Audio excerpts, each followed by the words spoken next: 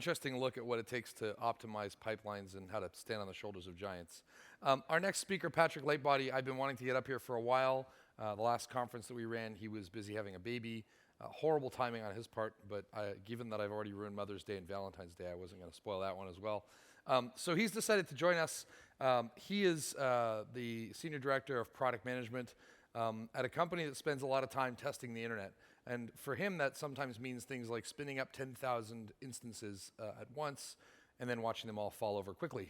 So he's going to talk to us about what it's like to spin up massive numbers of machines at scale for the purpose of testing, load generation, and just basically making Amazon miserable. Patrick.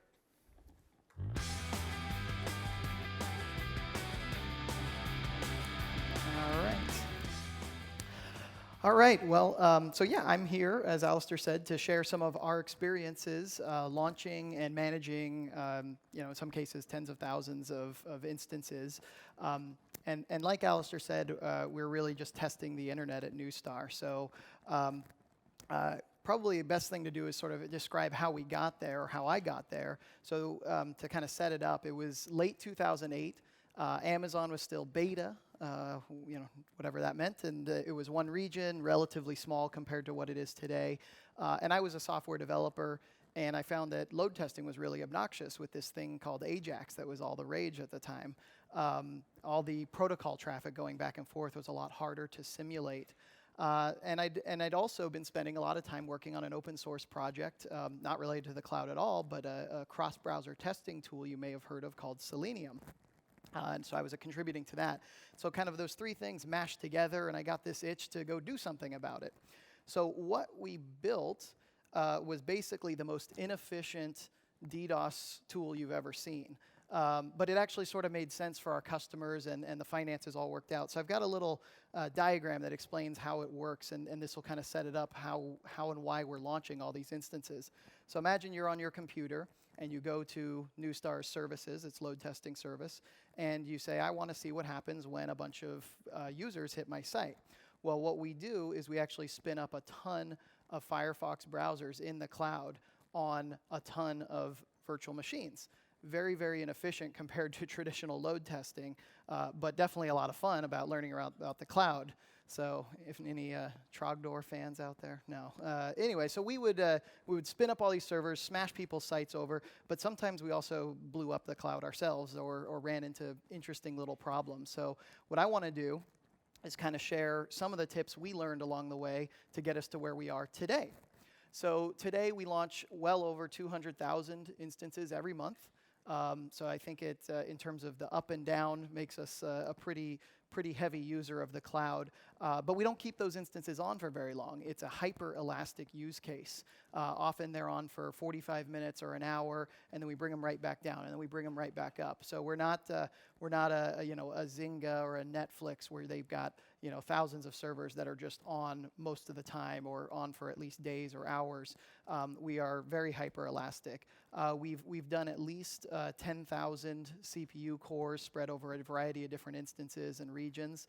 And it's all done, this is probably the hardest part and the thing where we've learned the most, it's all done when the customer wants it, not when we want it. So we're not going out there saying, okay, maybe 3 a.m. is a good time to do it. It's whenever a customer comes up to our product, clicks a button, and says, I want to run this test. And so we've got to figure out automatically with our software how to manage and control all of these computers and get those resources from a lot of different locations and techniques. So how did we do it? So I'm going to quickly run through 10 little tips that I learned along the way that got us there to run all of these instances. So number one, definitely architect with the pricing structure in mind.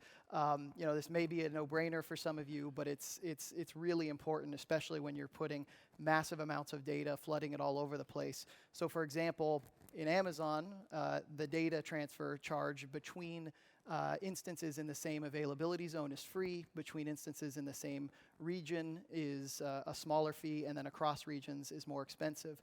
So we made sure that we had little aggregators in every availability zone that would then aggregate up to a region and then aggregate up to a central storage location. And that was really important. If we didn't do that, our cost structure actually would spiral way out of control. And so definitely be keeping that in mind. It's kind of a new paradigm with the cloud where you really are trading off price and performance and price and functionality, and it's very obvious what you're doing versus in previous years where you're buying your own hardware and it was kind of spread across many years and harder to gauge. The next one was the number of machine instances that we launched. We tried to keep that to a bare minimum. Even though we have lots of different types of workers and activities that we launch in the cloud, we actually started it with we always start them with a single machine image. And then on boot up, we then kind of configure them after they've started up. And the reason we did that, and someone here from Amazon probably can explain it better if it's not one of their secret sauce things, but the reason we did that is we found that we actually got better performance if we didn't try spinning up 10 or 20 different AMIs, but if we started with one, it seemed like they were almost provisioning out the disk images to these edge locations, and then we could spin up a lot of instances much faster. So that was based off of just a bunch of testing. Related to that, user data, that's how we kind of bootstrap these stem cell instances. We were using, for example, the Ubuntu images from Elastic, or however you pronounce that, which is a popular Ubuntu image that just out of the box you can give the Amazon machine some user data, and when it boots up, it can kind of self-configure. So that was really helpful for us as well. Expecting failure, that was a big one that we actually didn't expect. So that was a big lesson learned for us. There would be times, we're a big fan of the cloud, we're a big fan of Amazon, but there would be times where we'd launch 1,000 instances and everything would look hunky-dory for a few minutes, and then 900 of them would come back saying internal server error. Or we'd see huge blocks of machines just shut down. And it happens. It's not all the time. We actually get great reliability out of the cloud, but it does happen, and we had to work around that and deal with identifying those instances and picking them up. So just like with network programming, you should always expect fail, but even when you get a successful instance launching, it may not actually be there, so keep that in mind. We also use spot instances. That help drive our costs down and give us even more capacity. It's a little tricky because spot instances are more of an asynchronous conversation. And so with the asynchronous nature of it, you don't know if you're really going to get that instance. So we had to put in all sorts of algorithms to put out bids, but then grab on-demand instances right when we needed it. And the net result was we'd use a mixture of on-demand and spot to get the instances we needed just in time to build up the load. IAM and consolidated billing, those are nice account management tools that Amazon gives you. Really important when you're spinning up tens of thousands of instances. For example, if you leave 5,000 instances on over a weekend because your systems forgot to shut them down, that's a $36,000 bill over an extended weekend. It's important to keep an eye on your costs when you're doing this many machines. And so we would actually split out to different regions and use different accounts to kind of manage our costs with our customers.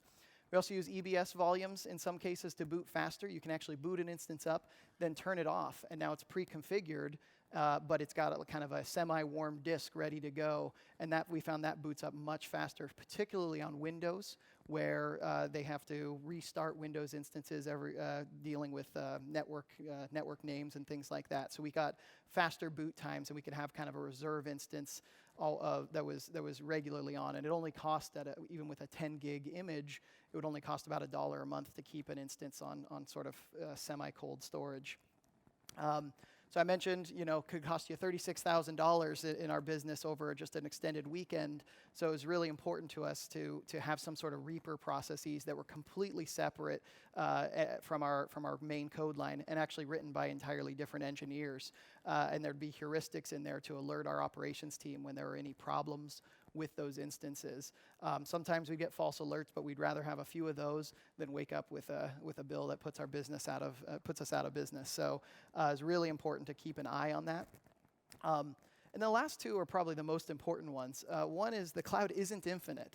There's this common misconception that the cloud can just let you scale forever. First of all, your architecture matters probably a lot more than any of the scalability you're going to get out of the cloud and the number of instances. But two, there actually are limits, and Amazon wants to talk to you about that, and so does Rackspace, and so does GoGrid, and so does every other cloud vendor. They're here to help, but they've got to work with you and understand your use cases. So related to that, and probably the most important, was more of a social engineering lesson that we learned, which is you kind of want to be a good citizen in whatever public cloud you're using, or even a private cloud in your own network. Work with, in the case of Amazon, work with your Amazon account rep and tell them, hey, I don't want to screw up your guys' network. Do I need to do anything if we're going to suddenly pump gigabits of traffic through your networks, or if we're going to suddenly launch 2,000 instances? Are you worried that we might saturate all of some instance type? And we did that a lot, and it was a learning process, and we were continually updating our systems to meet the expectations and the guidance that we got from our account reps. And that's how we got to using lots of regions and lots of instance types and lots of spot instances. But don't treat the cloud like it's just some thing that's going to work out there, and you don't have to ever talk with the vendor that's providing it. They appreciate it, and you'll appreciate it too. So those are just some of the things we learned. I hope that was helpful to you. If you have any questions, you're welcome to email or tweet me anytime. Thanks so much.